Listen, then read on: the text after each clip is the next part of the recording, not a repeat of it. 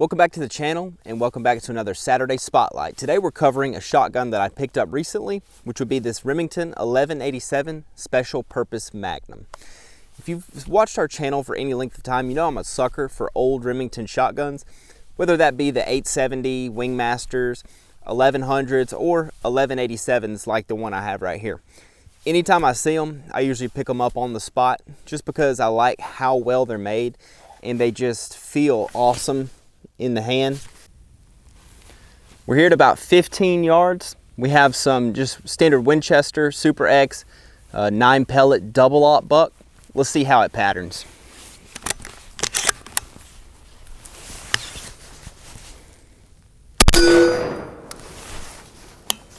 So as you can see, pretty tight pattern. Looks like all the pellets are on there, and I'm just a sucker for them. So I saw this in my local pawn shop and I picked it up right away. And you may notice that this is not your typical like general purpose hunting shotgun with like a 28-inch barrel for like ducks, geese, squirrel, dove, anything like that. This is, like I mentioned, the Special Purpose Magnum, but it has a slug barrel on it. So this is a 21-inch barrel with iron sights, front and rear, adjustable iron sights. And this is mainly designed to shoot accurate shots with slugs, whether that be for like deer hunting, bear hunting, or like a police shotgun or something like that. It's just 100% for slugs, which you can run buckshot through it, and I have shot some buckshot, and we'll show you some groupings with buckshot here in a little bit. All right, we're here at 50 yards. Let's see how tight of a group we can get. I've got some of these just cheap black Aces 1 ounce slug, 2 3/4 inch high brass slug. Let's see how tight of a group we can get. I'm gonna go for a 12-inch circular plate.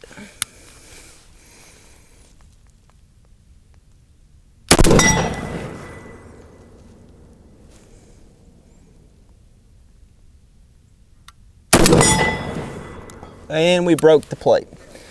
All right, so I'm gonna transition to the head target right there. That was not planned, that just shows the power of the 12 gauge platform. And I missed. All right, well, the two we hit on the circular plate, not as tight as I've grouped this shotgun in the past, but still pretty good for just iron sights at 50 yards. But it's a really good barrel for buckshot also, but at the end of the day, it's designed mainly for slugs. For me personally, I do not hunt with a shotgun, which now that I have this one, I may try to harvest a deer with this shotgun.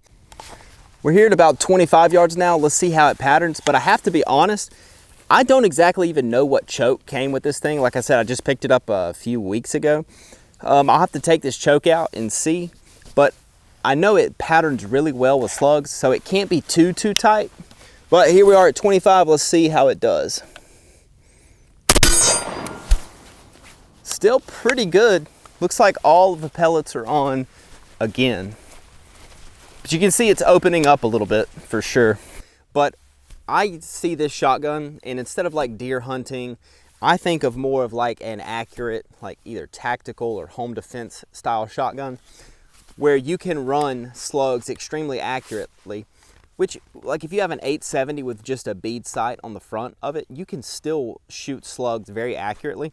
But with these sights and with this specific barrel and choke that's in this shotgun, I can group slugs extremely tightly, 50, 100 yards. So we're back here at about 40, 45 yards now, and this is starting to get towards the max range of your standard buckshot. At this range, I would probably step it up to like a 3-inch, like a 15 pellet buckshot, just to make sure I have the most chances of getting a hit on target. But here we are, we still have our 9 pellet. Let's see what we do at about 40, 45 yards. So as you can see, definitely spreading out. Some of those hit in like the head area. Some of them hit like in the lower part of the torso. So I wouldn't really feel confident taking a shot on a deer or anything like that. At this distance, you're kind of just hoping one of them will hit. I kind of have this in my personal use case for this thing. I have it as kind of like a home defense and then more like a tactical style shotgun. I may try to harvest a deer, like I said, but I don't know. I'm confident with my shooting with this thing, but you know, if I have a big deer out at 100 yards, I kind of like to have some magnification with a scope, but I may try harvesting a deer with this. If I have one come in close, I may take a crack at it with one of this. I'll have to bring you guys along and see how we do. So earlier we were shooting this Winchester high brass double-aught buck, but will this Finoki low brass double-aught 9-pellet buck function in this shotgun? You can see that that is just the tiniest piece of brass with just a little bit of powder. So let's see if that load will function in this 1187. We have 4, just like we did with the birdshot, and let's see how these do.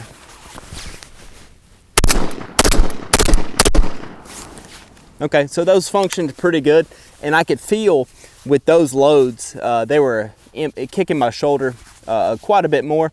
It's a nice cheap buckshot load like you could practice with or something like that. So it's good to know that those work. These old shotguns like these, they're not made anymore, which Remington has started making shotguns again, but they're not made to this high quality. So I mentioned earlier that this says not intended for light loads. So right here I have probably the lightest load possible, just a field load. It's 8-shot birdshot, low brass. Let's see if they will function in this shotgun.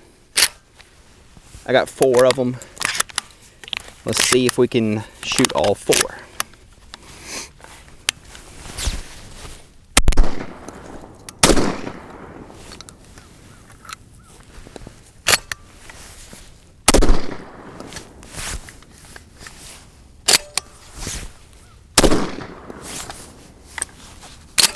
So the first one cycled, but the other 3 did not.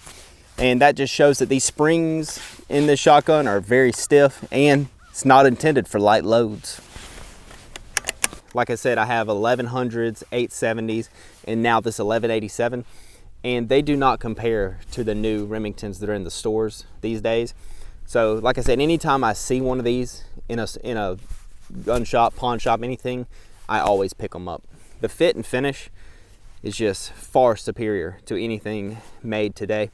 And there will be people that say, well, the ones they're making today are better and all this, but I haven't seen it and I don't believe it. So my opinion is that these older Remingtons are the most sought after and the best quality Remington shotguns. Another cool thing about these old Remington shotguns and any Remington shotgun, even the newer ones, is that it's pretty easy to swap out the barrel. So if I were to pick up an extra barrel, I could take this slug barrel off and then add like a 28-inch, full or modified choke barrel and have the same shotgun just with a different barrel. And now I can do, duck hunting, geese hunting, stuff like that with the same majority of the shotgun, just a different barrel.